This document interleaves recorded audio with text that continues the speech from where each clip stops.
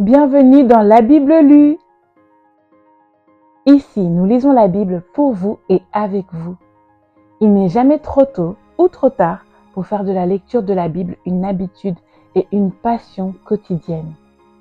Que vous soyez dans le confort de votre maison, en voiture, en balade, en train de faire vos courses ou du sport, seul ou accompagné, tous les moments sont bons pour entendre la merveilleuse parole de Dieu. La Bible lue tous les jours permet d'apprendre à mieux connaître notre Dieu et à nous laisser transformer par sa parole.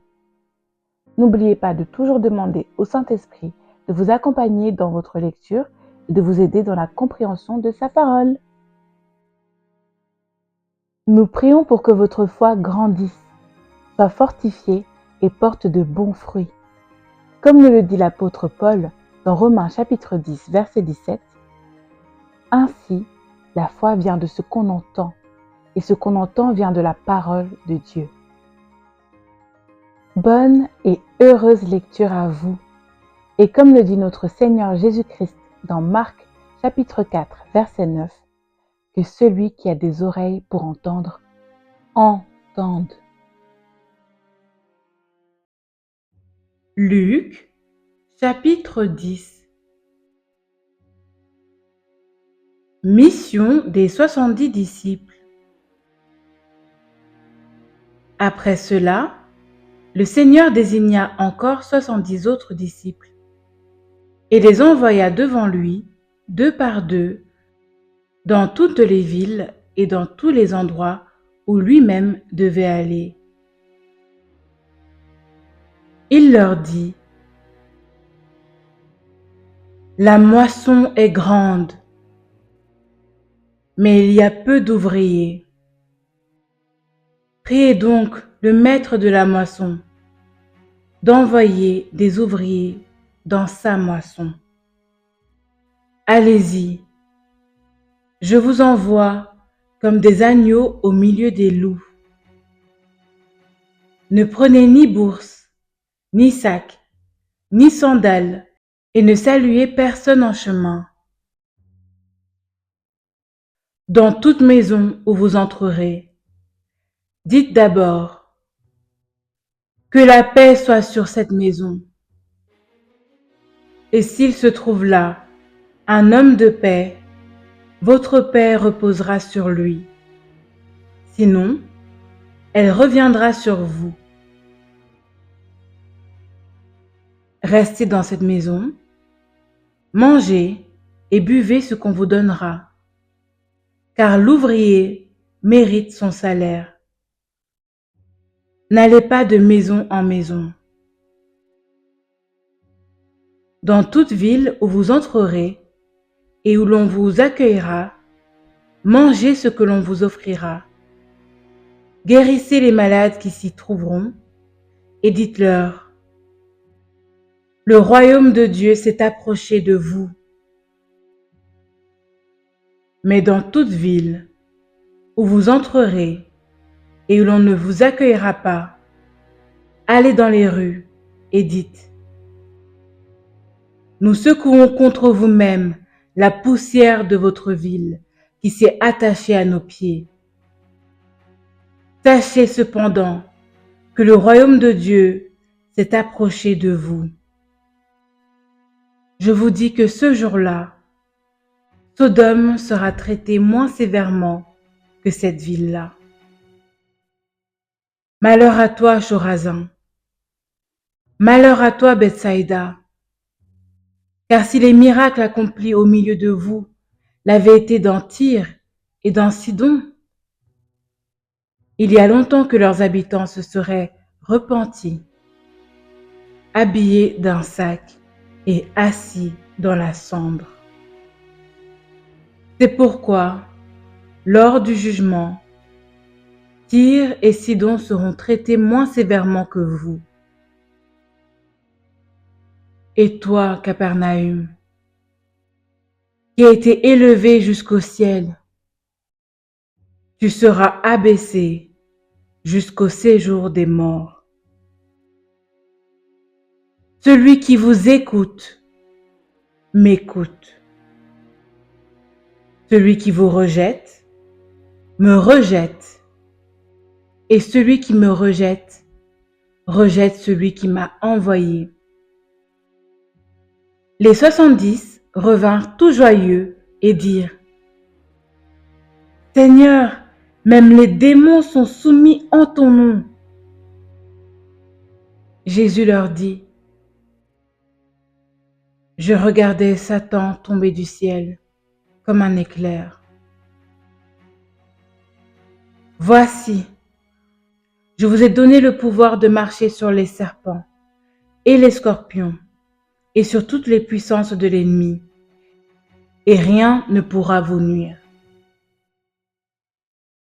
Cependant, ne vous réjouissez pas de ce que les esprits vous sont soumis, mais réjouissez-vous de ce que vos noms sont inscrits dans le ciel. À ce moment même, Jésus fut rempli de joie par le Saint-Esprit, et il dit: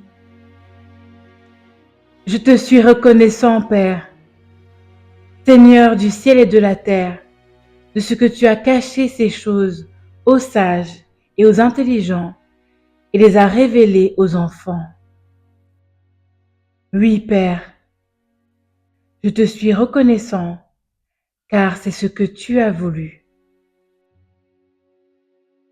Mon Père m'a tout donné, et personne ne sait qui est le Fils, si ce n'est le Père, ni qui est le Père, si ce n'est le Fils, et celui à qui le Fils veut le révéler.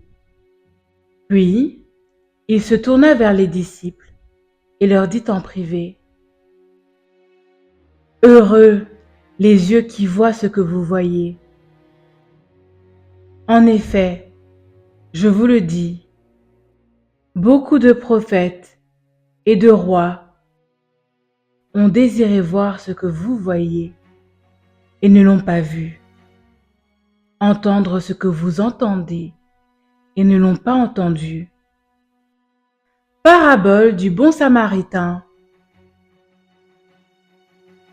Un professeur de la loi se leva et dit à Jésus pour le mettre à l'épreuve: Maître, que dois-je faire pour hériter de la vie éternelle? Jésus lui dit: Qu'est-il écrit dans la loi? Il répondit: Tu aimeras le Seigneur ton Dieu de tout ton cœur, de toute ton âme, de toute ta force et de toute ta pensée, et ton prochain comme toi-même. Tu as bien répondu, lui dit Jésus.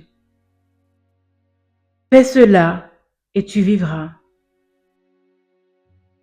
Mais lui, voulant se justifier, dit à Jésus: Et qui est mon prochain? Jésus reprit la parole et dit: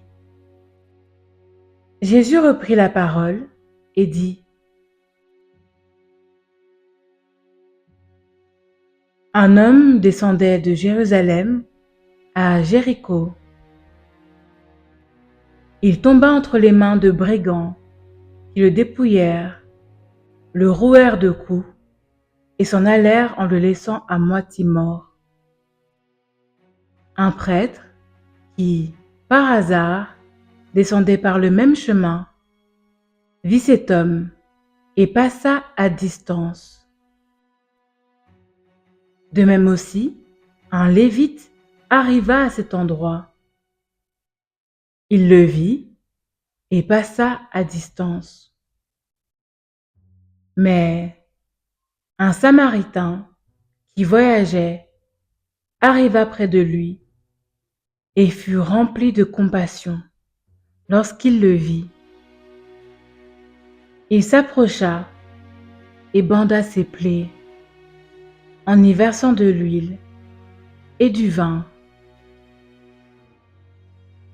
Puis, il le mit sur sa propre monture, le conduisit dans une auberge et prit soin de lui.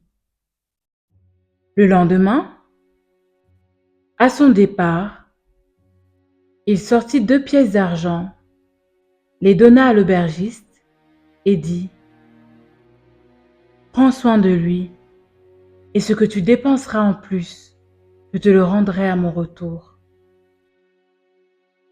Lequel de ces trois te semble avoir été le prochain de celui qui était tombé au milieu des brigands ? C'est celui qui a agi avec bonté envers lui, répondit le professeur de la loi. Jésus lui dit donc : « Va agir de la même manière, toi aussi. » Marthe et Marie. Comme Jésus était en chemin avec ses disciples, il entra dans un village, et une femme du nom de Marthe l'accueillit dans sa maison. Elle avait une sœur appelée Marie, qui s'assit aux pieds de Jésus et écoutait ce qu'il disait. Marthe était affairée aux nombreuses tâches du service. Elle survint et dit : « Seigneur, cela ne te fait-il rien que ma sœur me laisse seule pour servir ? Dis-lui donc de venir m'aider. » Jésus lui répondit : « Marthe, Marthe, tu t'inquiètes et tu t'agites pour beaucoup de choses, mais une seule est nécessaire. Marie a choisi la bonne part. Elle ne lui sera pas enlevée. »